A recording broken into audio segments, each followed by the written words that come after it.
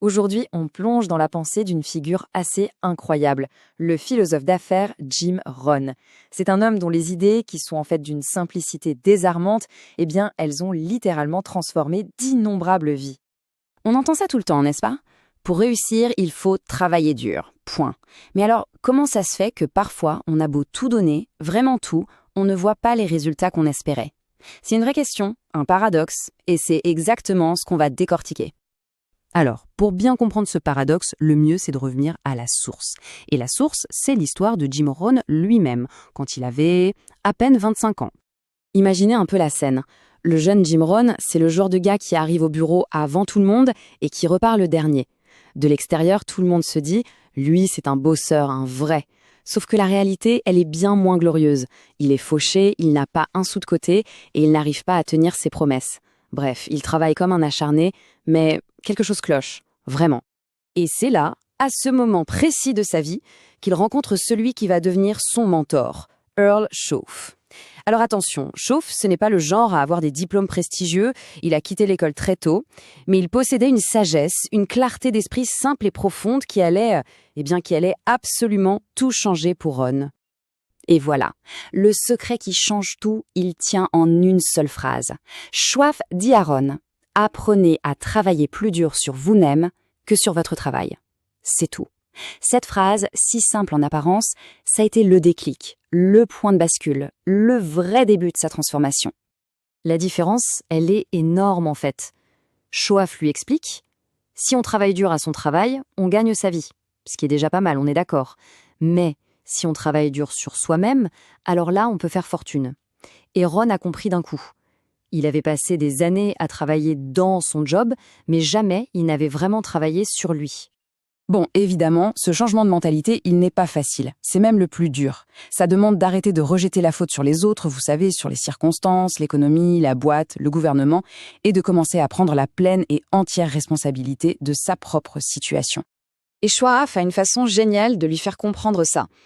Quand Ron se plaint et dit « c'est tout ce que la compagnie paie », Shoaff le corrige « non, c'est tout ce que la compagnie vous paie ».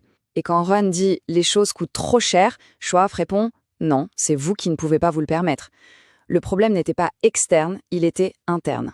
Et une fois qu'on a fait ce basculement, cette prise de responsabilité, ça nous amène à une autre idée clé. Une idée vraiment fondamentale. Le succès, en fait, ça ne se poursuit pas, ça s'attire. Cette idée, Ron dit lui-même qu'elle a changé sa vie. Le succès, ce n'est pas un objectif qu'on doit chasser, qu'on doit poursuivre sans relâche. Non, c'est quelque chose qu'on attire, en devenant la personne qu'il faut, en devenant quelqu'un de plus compétent, de plus intéressant, de plus attractif pour les opportunités. L'image qu'il utilise est juste parfaite. Chasser le succès, c'est comme courir après un papillon dans un champ. On s'épuise et on ne l'attrape presque jamais. L'autre option, c'est de se concentrer pour créer un jardin magnifique, plein de fleurs. Et là, qu'est-ce qui se passe? Les papillons, ils viennent se poser d'eux-mêmes. Eh bien, le développement personnel, c'est exactement ça, c'est cultiver son propre jardin. Shoaff a aussi appris à Ron une autre distinction super importante, celle entre les salaires et les profits. C'est simple, les salaires, ça paye les factures, ça fait vivre. Mais les profits, eux, peuvent bâtir une fortune. Son conseil était donc hyper concret. Travaille à plein temps sur ton job pour vivre et travaille à temps partiel sur ta fortune, c'est-à-dire en investissant en soi et sur ses propres projets. Et tout ça, ça nous amène à une idée encore plus profonde, peut-être la plus importante de toutes. Au final, le but du jeu, ce n'est pas tellement ce qu'on obtient, ce n'est pas le matériel, c'est la personne qu'on devient en cours de route. Pensez-y, au travail ou dans n'importe quel projet, la question qu'on se pose presque tous, c'est « qu'est-ce que j'y gagne ?» Le salaire, les bonus, les avantages. Mais Ron nous dit que ce n'est pas la bonne question. Il y en a une bien plus importante à se poser. Et cette question, c'est « qu'est-ce que je deviens ?» Qu'est-ce que je suis en train de devenir ici? Parce que les compétences qu'on développe, la discipline qu'on apprend, le caractère qu'on se forge à travers les difficultés, c'est ça la vraie richesse, le vrai gain. Et la raison est simple en fait. Tout ce qu'on obtient, le matériel, l'argent, ça peut être perdu. Ça peut disparaître du jour au lendemain. Mais ce qu'on devient, nos compétences, notre force de caractère, notre vision du monde, ça personne ne peut nous l'enlever. Ça reste pour toujours. Et c'est justement cette transformation intérieure qui nous rend capables d'attirer encore plus de succès par la suite. Et pour finir, Ron nous met en garde contre un piège assez commun, celui d'une vision très stéréotypée du succès. Il nous pousse au contraire à définir notre propre chemin, notre propre réussite. Parce que, soyons clairs, le succès, ce n'est pas la Ferrari, ce n'est pas le manoir sur la colline, et ce n'est pas le $1 000 000 à la banque. Tout ça, ce sont des symboles, peut-être des conséquences, mais ce n'est pas l'essence du succès. Et si on confond les deux, on passe complètement à côté de la plaque. Alors, c'est quoi le vrai succès pour Ron? C'est quelque chose de bien plus personnel, de bien plus profond. C'est un processus. C'est le déploiement continu d'un plan, de son propre plan de vie.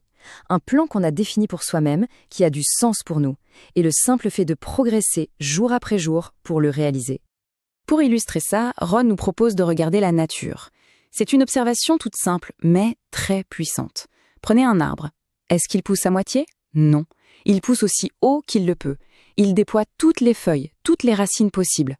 En fait, toute forme de vie sur Terre s'efforce d'atteindre son potentiel maximum. Toutes, enfin presque toutes. Il y a une exception. Les êtres humains.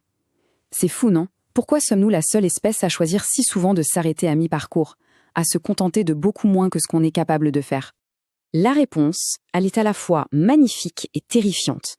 C'est parce qu'on nous a donné ce qu'ils appellent la dignité du choix. Contrairement à l'arbre, qui suit son instinct, nous, on a le choix. Le choix de faire le minimum ou de donner le maximum. Le choix de devenir juste une petite partie de ce qu'on pourrait être ou de devenir tout ce qu'on pourrait être. Et ce choix, au bout du compte, il se résume à 2 types de douleurs. On ne peut pas y échapper, il faudra en choisir une.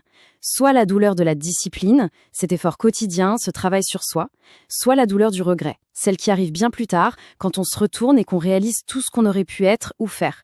Et comme le dit Ron, la première pèse quelques grammes, la seconde, elle pèse des tonnes. La philosophie de Jim Rohn, en fait, elle ne donne pas de réponse toute faite, mais elle force à se poser les bonnes questions. Et la dernière, c'est peut-être la plus cruciale de toutes, puisqu'on a ce fameux choix. Lequel de ces 2 poids est-on prêt à porter? Celui de la discipline aujourd'hui ou celui bien plus lourd du regret demain?